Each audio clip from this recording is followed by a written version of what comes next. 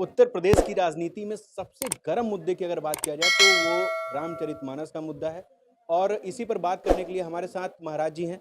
महाराज जी, अपना परिचय देते हुए थोड़ा सा रामचरितमानस के मुद्दे को जो बहुत ज़्यादा गर्म है और प्रतियां फाड़ी जा रही हैं, कई सारे लोग विरोध कर रहे हैं, क्या कहना चाहेंगे?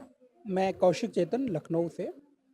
सर्वप्रथम तो मैं कहूँगा कि भगवान सभी को सन्मति दें और सन्मार्ग पर चलने की प्रेरणा दें।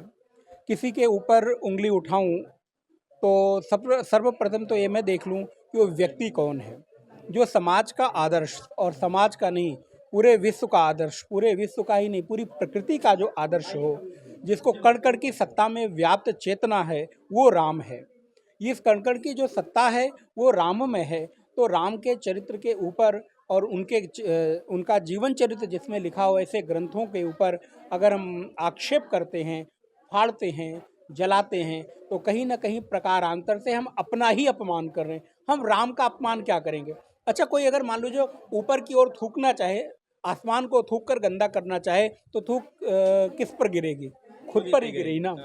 तो ऐसा ही है कि राम के चरित्र के ऊपर अगर हम उंगली उठा रहे हैं तो कहीं ना कहीं हम अपने ही चरित्र, अपने ही जीवन के ऊपर कहीं ना कहीं प्रश्न चिन्ह उठा रहे हैं। तो इस वजह से आसमान को थूक कर कोई गंदा नहीं कर सकता। आसमान में थूकने का प्रयास कहीं ना कहीं हम अपने ही अपमान का प्रयत्न कर रहे हैं। अच्छा महाराज जी, ये जब मुद्दा उठा था तो ये खुद बिहार के शिक्षा मंत्री जी ने उठाया और उनका कहना था कि शूद्रों का जो है अपमान होता है हर जगह, उनकी मतलब अगर ग्रंथ में ही कहा जाए तो वहीं से मुद्दा उठा था। ये क्या आपको क्या लगता है, अपमान होता है सही मायने में शूद्रों का? देखिए, देश काल के अनुसार परिस्थितियां बदलती हैं और अगर कोई ऐसा कहता है तो जरा उसके साथ प्रामाणिकता की बात की जाए। अनावश्यक अगर हम कुछ भी कह दें कि आप ब्राह्मणों का अपमान नहीं है, क्षत्रियों का अपमान नहीं है, आप जाकर देखेंगे वैश्यों का अपमान नहीं है, किस जाति का अपमान नहीं है।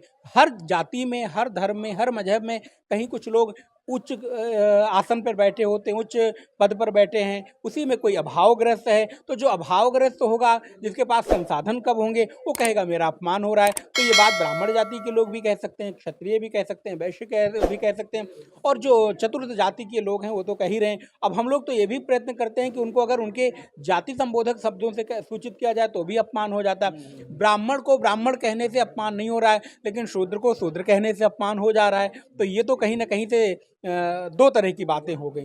राजनीतिक पार्टियां, आपका कहना है ये जो संदेश जो है कहीं ना कहीं हिंदुत्व के लिए ये बहुत ही नुकसानदेह है, जो सनातन धर्म के लिए नुकसानदेह है, क्योंकि सनातन संस्कृति को बचाने के लिए सभी अगर जातियों का अपने आप में महत्वपूर्ण योगदान रहा है महाराज जी, क्यों चाहे क्षत्रिय हो, चाहे ब्राह्मण हो, चाहे कोई भी हो, मतलब मैं सभी का योगदान रहा। चलिए एक छोटा सा मैं उदाहरण देता हूँ। हमारे हाथ में 5 उंगलियां हैं, एक उंगली को हटा दे तो क्या उंगली का अस्तित्व रह जाएगा?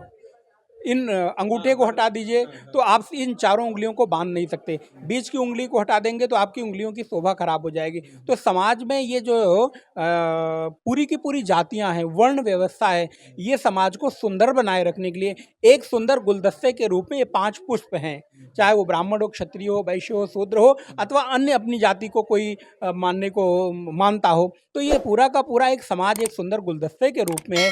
और ये हम सबका कर्तव्य बनता है कि अपने अपने हिस्से की जिम्मेदारी और अपने अपने हिस्से का कर्तव्य का निर्वहन सबको करना चाहिए। तो जिस तरह से महाराज जी ने कहा कि हर जाति, हर वर्ग की एक अपनी विशेषता है, अपनी खासियत है, और उदाहरण इन्होंने बहुत ही अच्छा दिया कि भाई हमारे हाथों में अगर 5 उंगलियां हैं तो 5 उंगलियों की अपनी अपनी कार्यशैली है, अपनी अपनी योग्यताएं हैं, और यही मिलकर के जब मुट्ठी बनती हैं तो अपनी मजबूती, अपनी ताकत को लेकर के आगे चलती हैं।